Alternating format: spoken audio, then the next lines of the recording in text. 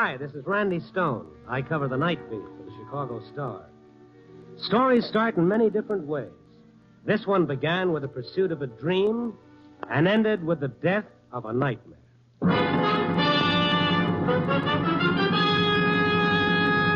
Night Beat, starring Frank Lovejoy as Randy Stone.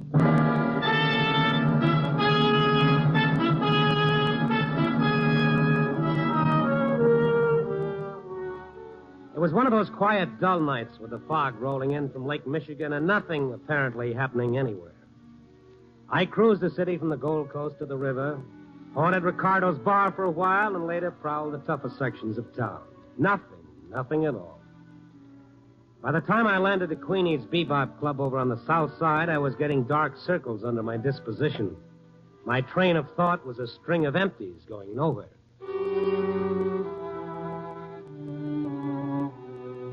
Queenie's place is a tired little bistro with bad food and a hungry floor show. Queenie herself looks like the poor man's Lillian Russell, and sometimes she joins the show to give out with a song.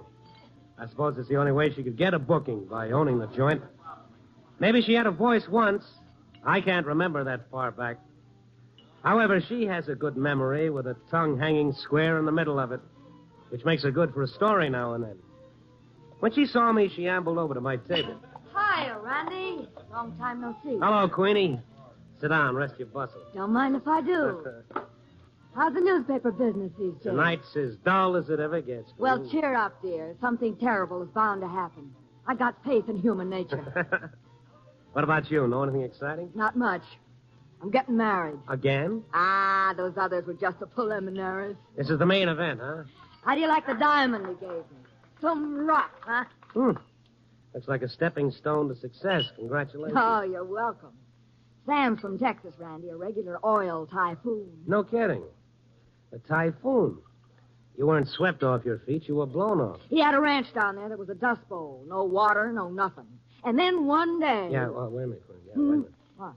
That man who just walked in over there by the bar.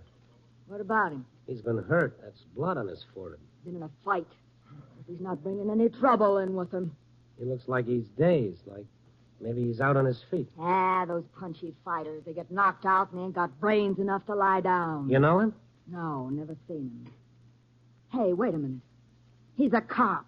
A plainclothes dick. You sure? I ought to be. He raided my place once. 2-3 years ago. What the dickens does he want? He's got nothing on me. Easy. I don't think he's here on business. Something's happened to him. So I'm crying.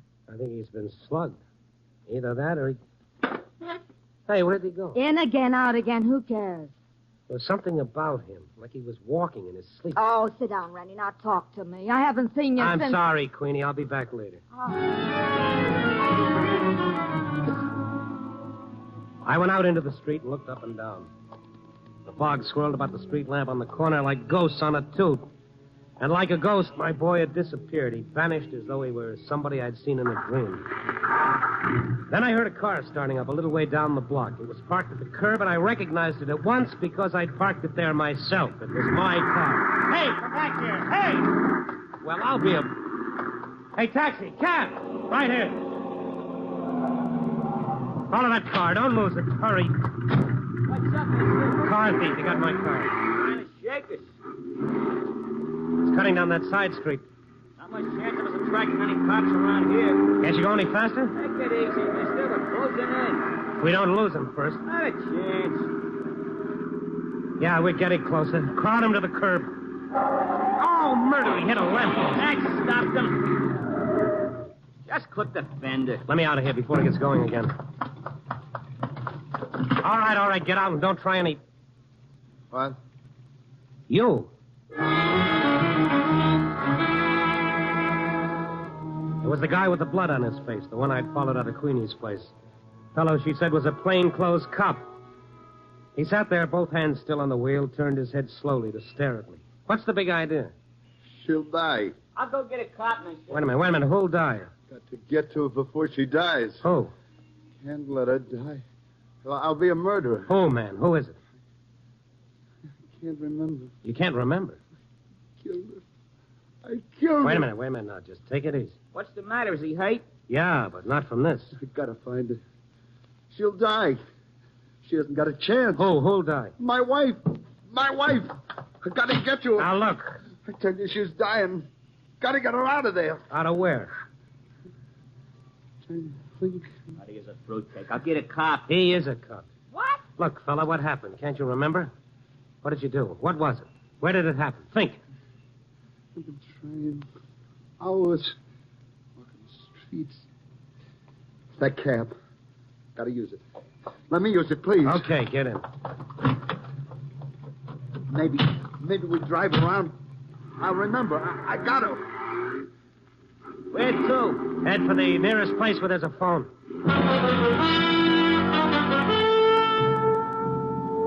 They say that a clear conscience and a poor memory usually go together, but in this case it was the other way around. This poor devil was tortured by a guilt he couldn't remember. The very fact that he couldn't seem to sharpen it and make it worse. He stared at me, his fist clenched, burning in a private hell of blind remorse. Well, if he were a cop, it wouldn't be hard to find out who he was. We pulled up in front of a drugstore, and I asked if he didn't remember being a detective. Now, after all, you wouldn't forget being on the force, would you? Detective. Yes. That's right, I am. City police. What detail? Promoted to burglary 1947. Let me see your badge. Badge? Yeah, inside your coat. What's the number on it? I haven't any badge. You must have an identity card. Let's see your wallet. Wallet? Yeah, get it out, huh? Yes, I have one, yes. Here. All right, empty it. Your pockets, too. $7. Some change, a book of matches, nothing with any address on it. An IOU for $300, signed Hollis Rogers. That mean anything to you? Nothing, huh? This all? Did you look in all your pockets? All of them. No card here, nothing. A cop would carry an identity card. I had one. It was 1,000,000 years ago. Mixed up. Look, I've got to get to her, I tell you. Well, you can't if you don't know where she is. Stay here. I'll be right back. Stick with him, cabbie. Make it snappy, pal. This hack ain't no padded cell. I found a phone booth in the drugstore and called police headquarters. I got through to Sergeant Kalski and told him my problem. Yeah, blue eyes, sandy hair, about 28, 5'11". Okay. So that could be practically 6 dozen guys around here. I'm surprised at you, Stone, letting a nut sell you a bill of goods like that. Oh, now hold your horses, Kalski. You can check and find out what men were put in the plain clothes and assigned to burglary detail back in 1947, can't you? Waste of my time, Stone. The guy's a psycho just because he... Now, wait a minute, Kalski. You were in burglary in 47. I'm sure if you saw the guy, you'd recognize him. He's got kind of a scar over his left eyebrow. That mean anything to you? Scar. Well, describe it. Well, it's curved about an inch and a half across, sort of like a new moon. Officer, I worked with a scar like that. Hit him with a baseball. A fellow named Kenny Day. Kenny Day? He fit the rest of the description? Yeah, he did. What do you mean, did? Why past tense? Because he's past history, Randy. Kenny Day resigned from the force 2 years ago. Oh. Studying law on the side, as I recall. One of those ambitious punks. You got his address? I could look it up in the file. Will you? I'd sure appreciate it. Okay, but look, Stone, one thing. This guy you think might be Day, the guy who says his wife's in danger? Yeah? Kenny Day wasn't married. He didn't have any wife.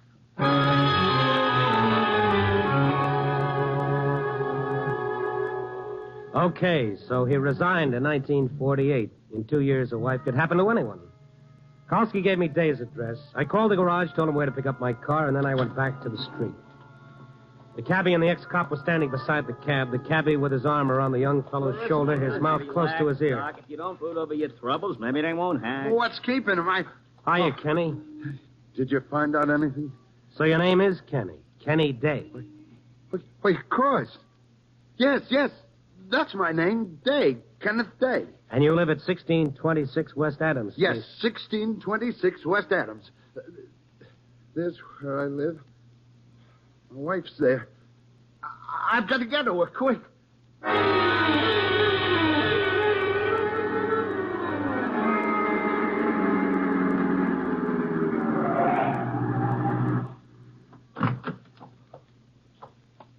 This it, you remember?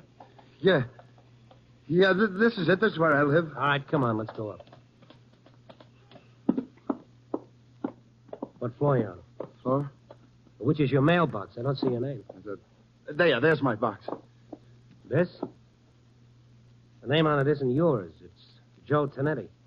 I don't get it. That is my box. Well, we'll soon find out. It's the second floor back. Come on.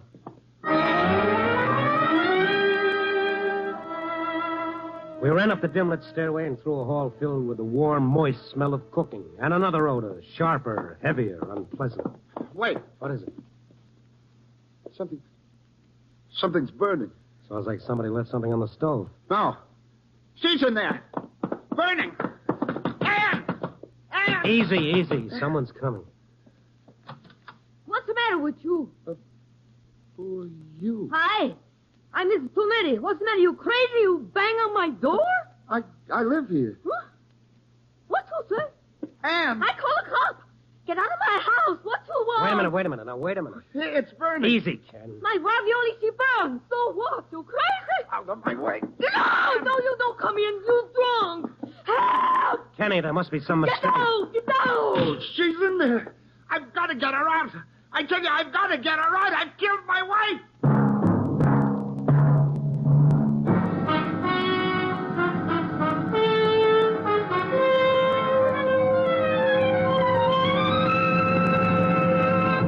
NBC is bringing you Night Beat, starring Frank Lovejoy as Randy Stone.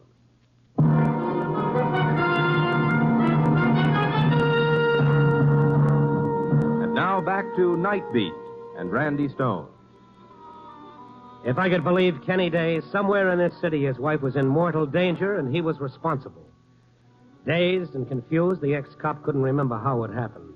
All he knew was if we didn't find her in time, he'd be a murderer. Through the police department, I finally discovered his address. Only when we got there, someone else was living there.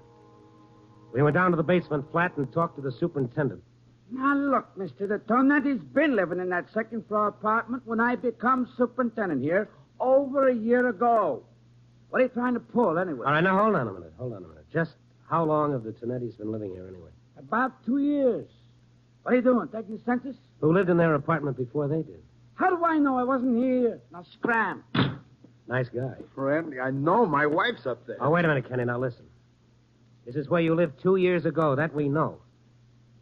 But have you been living there ever since? Do we know that? Where else? Well, you tell me. Maybe you moved. Isn't it possible? I don't know. It didn't occur to me. Maybe I did. You studied law. You got married. You moved to a better neighborhood, which means you had a fairly good job. Practicing law, maybe. You got your degree, didn't you? I don't know. Well, at least you should be listed in the phone book.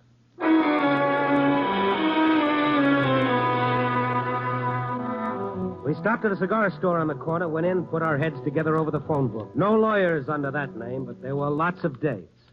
Kenneth J. Day. Here's one for Kenneth M. Kenneth S. Which one is you? I'm not sure. All right, call them up, all of them, and find out. Yeah. Yes, of course.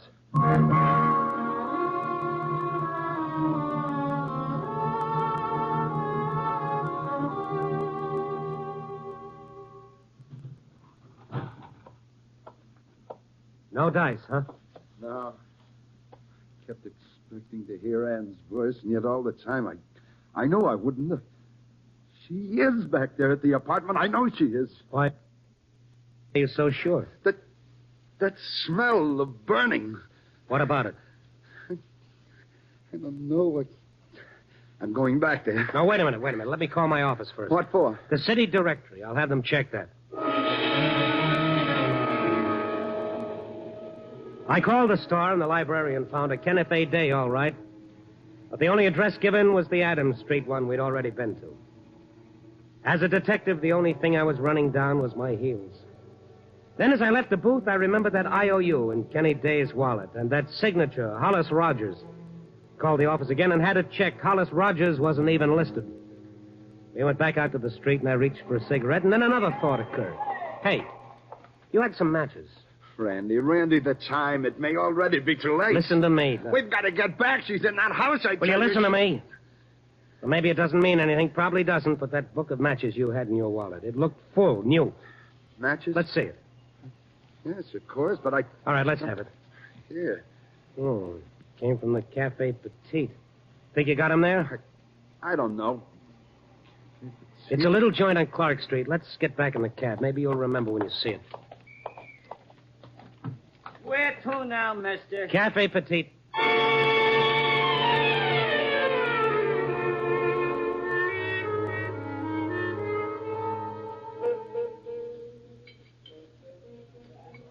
Well, this place mean anything to you? No, nothing. Looks like you've blacked out on anything since 1948 except one thing. You married a girl named Anne. Come on, maybe the bartender's seen you before. Hey, Mitch, that's what'll be. Hi, Mr. Stone. Hello, Mike. Hello, I got a problem. No, that's okay. I'll put you on the cuff for a No, it's not that. It's not that. You ever see this gentleman before? Him? Are you kidding? Have you? You mean you have seen me? As often as most of my other customers. Hey, what's your gag? It's no gag, Mike. He just doesn't remember. You know where he lives? How would I know where he lives? Oh, what'll I do, Randy? What'll I do? Hey, what is this? What's the matter? I figured you were celebrating the arrival. Huh? Arrival? What arrival?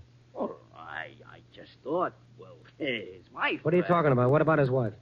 Oh, now, look, maybe it wasn't his wife. I just didn't know. See, when he was in here yesterday having lunch with that lady, I figured she was his wife because, well, I could see she was going to have a baby pretty soon. And Anne. You remember? Where is she, Kenny? Where is she? That apartment. She must be in that apartment. It was burning. Think, Kenny, think. That was 2 years ago. You don't live there anymore. Randy, I tell you, it's happening now. It's happening now. She's helpless. I tell you. Get a grip on yourself. It's no good going to pieces like that. Now, she was about to have a baby. You remember that, don't you? Yes, I remember now. Anne. I can't think. I'm afraid, Randy. I'm afraid. Come on, easy. Relax. Now you're shaking. Hey, what is with him? There's only one clue left. That IOU. Who is Hollis Rogers? Try to think, Ken. Hollis Rogers. No, I don't remember. Hollis Rogers. Why would you lend him $300? I don't know. I don't know. I never heard of him. Randy. Say, I know a guy named Hollis. What? Hollis Rogers? Well, I don't know about the Rogers part. Anyway, the clerk at the Acropolis Hotel calls him Hollis, if that means anything. Acropolis Hotel. He worked there? Yeah, hot stick. All right, come on, Kenny. We might as well check it. We've got nothing else to go on.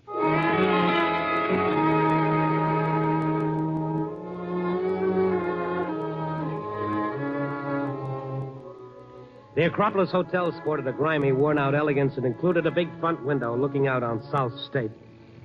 The lobby was practically deserted except for a bulky character in a wrinkled suit fast asleep in the armchair. Hey. What? Oh. Desk clerk going out, huh? Okay, I'll register you, John. No. We didn't come here for rooms. Huh? Is there a house detective here named Hollis Rogers? Yeah, there is. Me. Why? Of course. Hollis Rogers. Huh?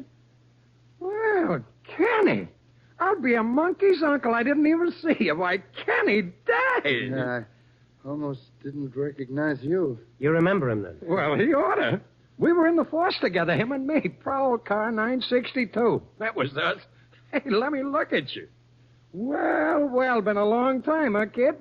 Yes, a long time. Yeah, I just got back from Colorado last month. Hey, how things going with you? You was about to leave the force, weren't you, just after I resigned? Yeah. Mr. Rogers, you mean you haven't seen Kenny since then? No. I've been working out in Denver. I just got back. Oh, Hollis, this is a friend of mine, Randy Stone. Yeah, pleased to meet you. How are you? Hollis, what I came here to talk to you about... Yeah, I know. The dough I owe you. You know, I'd have paid it back a long time ago, kid, No, but it isn't that. Did Kenny ever write you telling you where he was living or the name of the firm that he was with? I know. Why'd you ask him? Hollis, remember the name of the law firm I went with? Heck, no, I don't remember the name. All I remember is that you wrote me once you hoped someday to get your name tacked onto the end of it. Hey, what's the matter, kid? Nothing. Thanks anyway. What you need is a drink. No. Help you forget your troubles. I got some right... Come on, Kenny, let's go.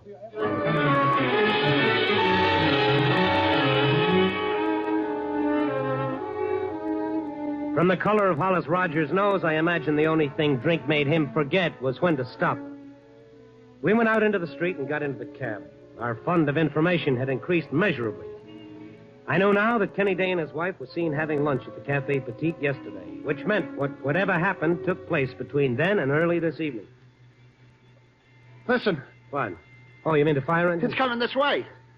My house, it's burning. Randy, it's burning. Hey, now, steady. She's inside. She's in the house. She'll die. Oh, start up for God's sake. Follow that engine. Wait, Kenny. We've got to. We ain't chasing no fires, not in my You've care. got to. I've got to get you. Now, get a at grip least. on yourself. You don't know where that engine's going. It could be any place. It's my house, I tell you. Let go. Listen to me now. We'll be flagged down by a motorcycle cop inside of 10 blocks. You said it. And anyway, it's gone now. So, that's what happened, huh? A fire. Yes. I saw the flames. She was inside. Anne was inside. Burning. Burning. All right, easy now. Couldn't have happened very long ago, maybe inside the past 24 hours. We can find out where it was. Get us over to fire department headquarters quick. We're practically there.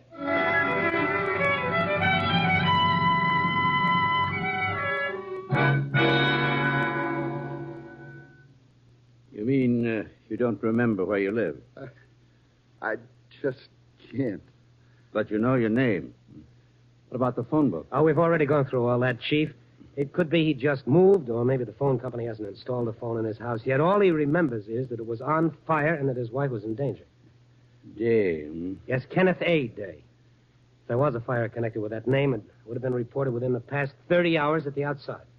I'll check. Be in this box on my desk. There'd normally be about 40 fires reported in that time. Day. That's right. You own the property, Mr. Dave. I don't know. No. Well, of course, if there were any casualties, the names would be listed. Day. Yeah, here we are. Fire reported at 6:10 p.m. Where? 2845 Hemlock Drive. Yes, that's it. My wife. Sorry, but the full report hasn't been filed yet from the district station. Fire was only reported a few hours ago.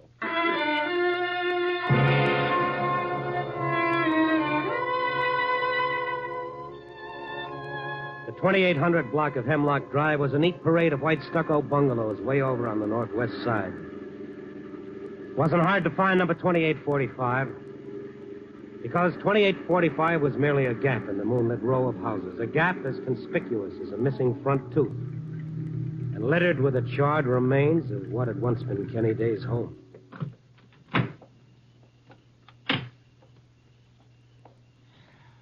Burned right down to the ground. There's nothing. There's nobody. In the street. Nobody on the street. Nobody. Steady, Kenny, steady. There's a light in the house across the way. Let's try to find out what just did happen, huh? And she was in there. Kenny, there's no use standing here. She phoned me. She wanted to come downtown. She wanted to have one last evening out, just the two of us. I said she couldn't. I made her stay home. I didn't want her to come downtown. I was afraid maybe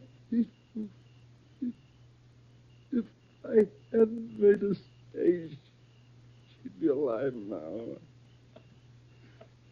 Yeah, I killed her. Kenny, it wasn't your fault. You were thinking only of her welfare. Here comes a cop, Randy. Hey, what are you doing? It's all right, officer. That used to be this man's house. Huh? Oh, why, hello, Mr. Day. I didn't recognize you in the dark. Too bad you're losing your house, especially with the baby coming. Should I be congratulating you now? What are you trying to say? Wait a minute. You were here during the fire? Yes. What do you mean? Should you be congratulating me? What happened? Tell me. Why, you... Say, didn't you go to the hospital? Hospital? What hospital? Good grief, man. When we couldn't find you, we thought you'd come to and headed for the hospital during the excitement of putting out the fire. The fire? Yes. I came home, and it was burning. And I tried to get Ann out. They wouldn't let me. They tried to hold me back. Yes, and he'd have burned to death, too, if one of the firemen hadn't given him a tap and knocked him out. We set him on the lawn across the street. What happened? My wife, they got her out? Why, sure. She headed for the hospital before you even arrived. I hope she made it because she was sure racing the stork. What hospital? County. Thank you. Kenny, come on. Wake up. Let's see who won that race.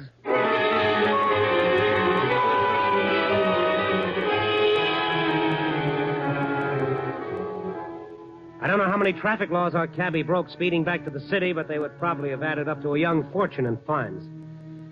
Finally, we skidded to a Hawley County hospital, piled out, and invaded the place. The nurse at the desk checked with the maternity ward, and after some endless minutes, she hung up. Well? Mrs. Day gave birth to a boy, 8 pounds, both doing fine. Boy. Well. What do you know? Which one of you is the father? The father? Oh, him. Yeah, take a bow, pal. Can I see her? I guess you can. Right this way. He's still in a daze.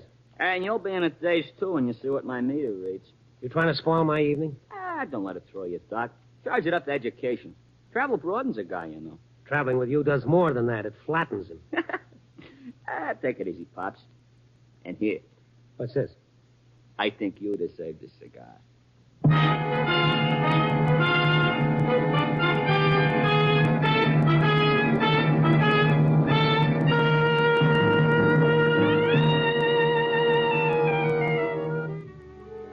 Well, another night about to slip into sunrise and another edition about to go to press. Kenny Day's battle with his conscience is won, and the curtain of his subconscious is lifted, as they say in the psychology books. Not that he really had anything to feel guilty about, of course. But conscience works in peculiar ways. To some people, it's as useless as a glass eye at a keyhole. It never keeps them from doing anything. It merely keeps them from enjoying it. Yes. Copy, boy.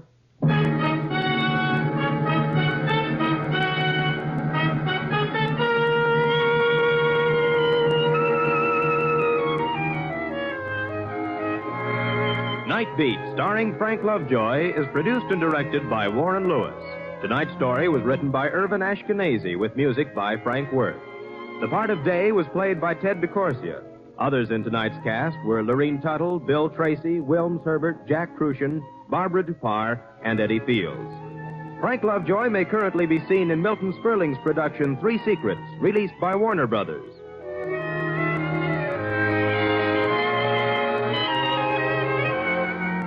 Listen next week at this time and every week as Randy Stone searches through the city for the strange stories waiting for him in the darkness.